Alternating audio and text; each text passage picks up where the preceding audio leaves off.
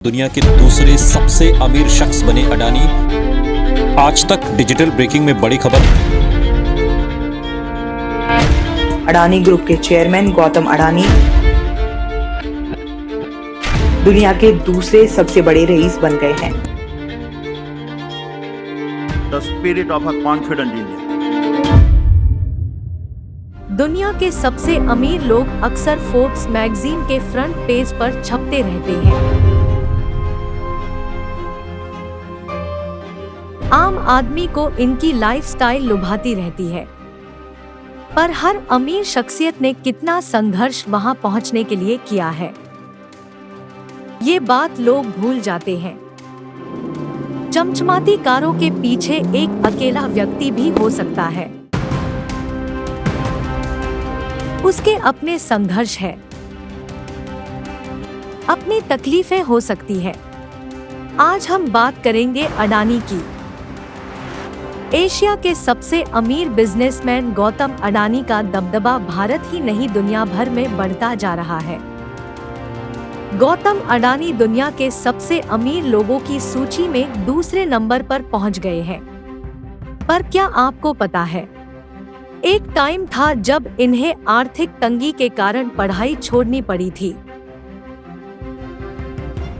लेकिन आज ये एयरपोर्ट से लेकर बंदरगाह तक और कोयले से लेकर घर में इस्तेमाल होने वाले तेल तक लगभग हर तरह के बिजनेस से पैसा कमा रहे हैं। उनकी हर मिनट की कमाई एक औसत मध्यम वर्गीय व्यक्ति की सालाना कमाई से ज्यादा है। गौतम अडानी साल की शुरुआत में ही देश के बड़े उद्योगपति मुकेश अंबानी को पीछे छोड़ते हुए एशिया के सबसे अमीर शख्स बन गए थे। इसके बाद वे रुके नहीं, बल्कि उन्होंने पूरी दुनिया के अमीरों को चुनौती दे दी। आज गौतम अडानी की संपत्ति में लगातार बढ़ोतरी हो रही है। अब उनसे आगे सिर्फ एलोन मस्क है।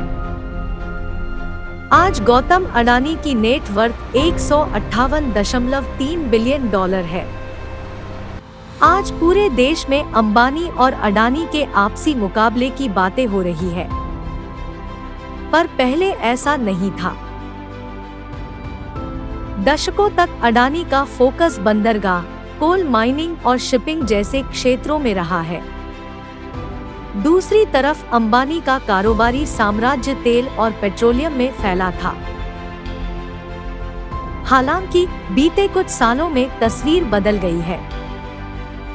ये एक दूसरे के सामने आ गए हैं। दोनों कई क्षेत्रों में एक दूसरे को टक्कर देने के लिए कमर कसते दिख रहे हैं। ऐसे मुकाबले की भी अपनी तकलीफें होती है। सबसे बड़ी समस्या स्टाफ तोड़ने की होती है, जिससे सामने वाली कंपनी के लालच में आकर स्टाफ अपनी वफादारी का सौदा कर देते हैं। इसलिए देश के दो सबसे बड़े बिजनेस ग्रुप रिलायंस और अडानी ने एक समझौता किया है।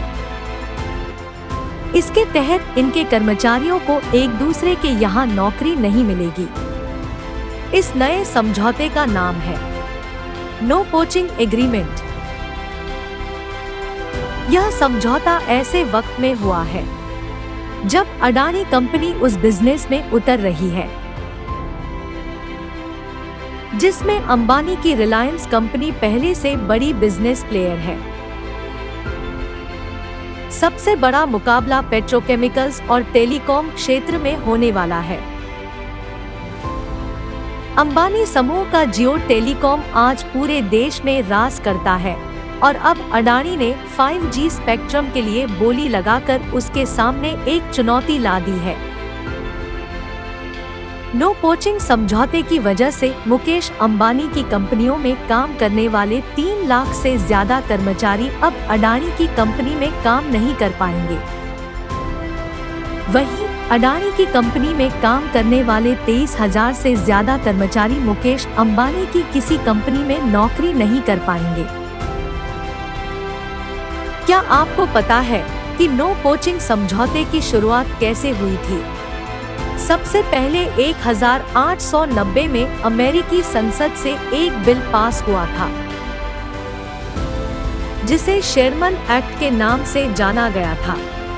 इसमें नो पोचिंग समझौते का ब्यौरा मिलता है। 2010 में अमेरिका में नो पोचिंग एग्रीमेंट से जुड़ा एक कानून उस वक्त लाइमलाइट में आया था जब अमेरिका के कानून विभाग ने सिलिकॉन वैली की गूगल, एडोब, इंटेल और एप्पल जैसी कंपनियों के खिलाफ एक शिकायत दर्ज की थी।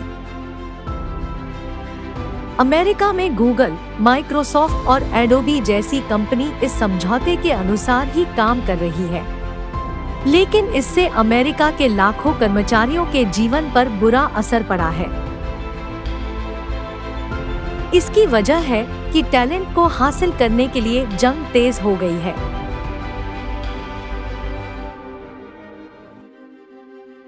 भारत में नो पोचिंग एग्रीमेंट तेजी से प्रचलित हो रहा है।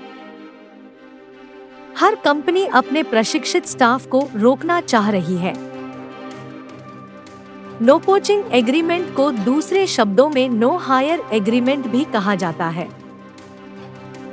यह 2 या अधिक कंपनियों के बीच किया गया ऐसा समझौता होता है जिसके तहत एक कंपनी में काम करने वाले को समझौते में शामिल दूसरी कंपनी में नौकरी नहीं मिलती है, या फिर नौकरी मिलती है तो उनके पद, पैसा और सुविधाओं में कोई बढ़ोतरी नहीं होती है। इस तरह के ज्यादातर एग्रीमेंट 2 या ज्यादा कंपनियों के बीच कानूनी तरीके से नहीं होते हैं। इस तरह के एग्रीमेंट को HR डिपार्टमेंट इनफॉर्मली करते हैं, जिससे स्किल्ड मैन पावर का संतुलन बना रहे। मैनपावर टैलेंट शॉर्टेज सर्वे के मुताबिक भारत दुनिया के उन टॉप 4 कंट्रीज में शामिल है जहां सबसे ज्यादा स्किल्ड कर्मचारियों की कमी है। ऐसे में भारत में भी अब कंपनियों के बीच इस तरह के एग्रीमेंट हो रहे हैं। आने वाले समय में बड़ी कंपनियों के बीच और भी इस तरह के एग्रीमेंट देखने को मिल सकते हैं। अडानी के इस प्रकार सफल होने की कल्पना किसी ने नहीं की थी।